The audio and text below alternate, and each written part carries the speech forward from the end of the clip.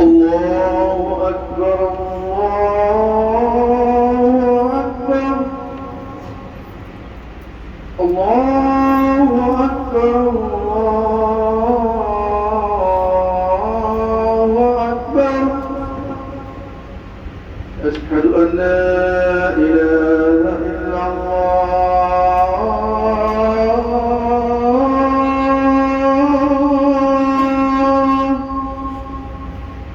أشهد أن لا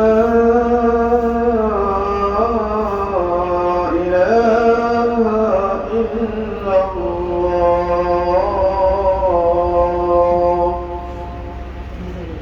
أشهد أن محمدا رسول الله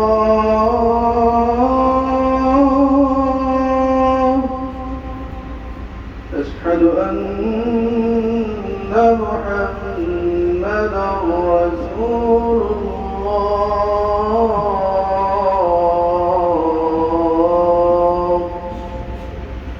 حي على الصلاة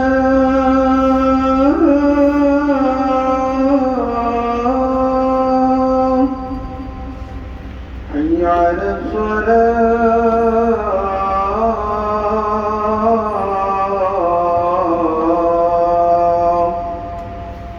حي على الفلاح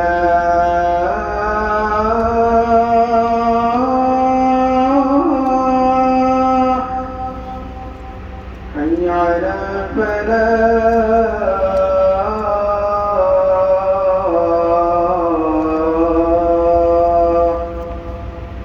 الله أكبر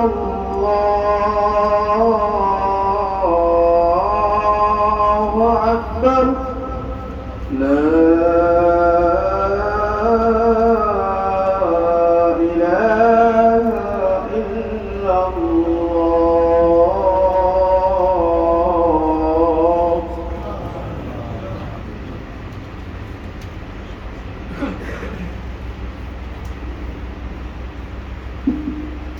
الحمد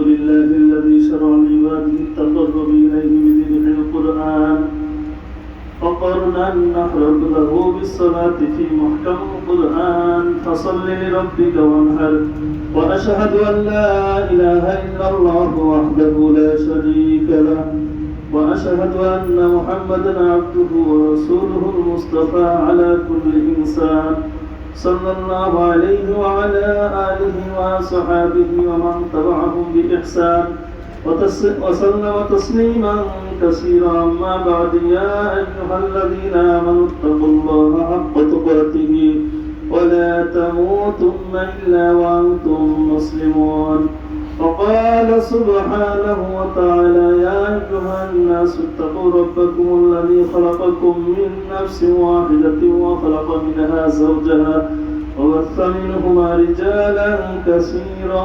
ونساء واتقوا الله الذي تساءلون به والأرحام إن الله كان عليكم رقيبا وقال تعالى يا أيها الذين آمنوا اتقوا الله وقولوا قولا سديدا يصلح لكم أعمالكم ويغفر لكم ذنوبكم ومن يطع الله ورسوله فقد فاز فوزا عظيما وقال تعالى ذلك ومن يعظم شعائر الله فإنها من تقوى القلوب সম্মানিত উপস্থিতি আল্লাহ জাল্লা শাআনহু আল্লাহ সুবহানাহু ওয়া তাআলার দরবারে শুকরিয়া আদায় করি যিনি রব্বুল আলামিন আমাকে আপনাকে জিলহজ মাসের 8 তারিখ আজকে কুরবানির আলোচনার আলোচ্য বিষয় কুরবানির হাকিকত ও আরাফার রোজা আল্লাহ পাক রব্বুল আলামিন পবিত্র জুম্মার দিনে আল্লাহর ঘরে আমাদেরকে নিয়ে এসেছেন এই মহা মহিমান্বিত জিলহজ মাসে এজন্য সকলেই শুকরিয়া আদায় করি বলি আলহামদুলিল্লাহ কুরবানির হাকিকত আল্লাহ পাক রব্বুল আলামিন নিজেই কোরআনুল কারীমের মধ্যে অসংখ্য আয়াত আল্লাহ পাক রব্বুল আলামিন ইরশাদ করেছেন। এরপর আমাদের প্রিয় নবী জনাব মুহাম্মদুর রাসূলুল্লাহ সাল্লাল্লাহু আলাইহি ওয়াসাল্লাম সাহাবাদেরকে শিক্ষা দিয়েছেন, হাদিস শরীফের মধ্যে সেটাও এসেছেন। আর হযরত ইব্রাহিম আলাইহিস সালাতু ওয়াস সালামকে দিয়ে আল্লাহ তাআলা প্র্যাকটিক্যালি শিক্ষা দিয়েছেন। জোরে বলুন সুবহানাল্লাহ। যিনাকে বলা হয় মিল্লাতা আবিকুম ইব্রাহিম ওয়া সাম্মাকুমুল মুসলিমিন। হযরত ইব্রাহিম আলাইহিস সালাতু ওয়াস সালাম হলেন মুসলমানদের জাতির পিতা। মুসলমানদের জাতির পিতাকে দিয়েই আল্লাহ পাক রব্বুল আলামিন এই কুরবানির শিক্ষাটা প্র্যাকটিক্যালি দিয়েছেন। জোরে বলুন সুবহানাল্লাহ। এজন্য আল্লাহ তাআলা আল্লাহর ভালোবাসা লাভের উদ্দেশ্যে কোনো কিছু উৎসর্গ করাকে কুরবানি বলা হয়। একমাত্র কাকে উদ্দেশ্য করে? আল্লাহকে ভালোবাসার উদ্দেশ্যে, একমাত্র আল্লাহকে পাওয়ার জন্য। ফাসাল্লি লিরাব্বিকা ওয়ানহার, ফাসাল্লি লিরাব্বিকা ওয়ানহার। কুরবানি কার জন্য ভাই? আল্লাহর জন্য। আর এই কুরবানি করার একমাত্র উদ্দেশ্য হলো আল্লাহর নৈকট্য অর্জন। আল্লাহ পাক রব্বুল আলামিন বলেন, নেক আমল সমূহের মধ্যে কুরবানি একটি বিশেষ আমল। কুরআনুল কারীমে আল্লাহর ভালোবাসার লাভের জন্য নামাজ আদায়ের পাশাপাশি কুরবানি করার জন্য নির্দেশ দেওয়া হয়েছে। কোরআনে ইরশাদ হয়েছে, ফাসাল্লি লিরাব্বিকা ওয়ানহার, আপনার রবের জন্য নামাজ পড়ুন এবং কুরবানি করুন। আপনার রবের জন্য নামাজ পড়ুন, কুরবানি করুন। আন আবি হুরায়রা রাদিয়াল্লাহু তাআলা আনহু قال قال رسول الله صلى الله عليه وسلم من كان له ساعة ولم يزهر فلا يقربن مصلنا। হযরত আবু হুরায়রা রাদিয়াল্লাহু তাআলা আনহু থেকে বর্ণিত, রাসূল সাল্লাল্লাহু আলাইহি ওয়াসাল্লাম বলেন, যার সামর্থ্য আছে তবুও সে কুরবানি করলো না, সে যেন আমাদের ঈদগাহের কাছেও না আসে। যার সামর্থ্য আছে সে যদি কুরবানি না দেয়, সে যেন ঈদগাহের ময়দানে না আসে। আল্লাহ পাক রব্বুল আলামিন বলেন, ইয়া আইয়ুহান নাস আলা কুল্লি আহলি বাইতিন ফি কুল্লি আমিন উদহিয়া, হে লোক সকল, প্রত্যেক পরিবারের উপর কুরবানি দেওয়া অপরিহার্য।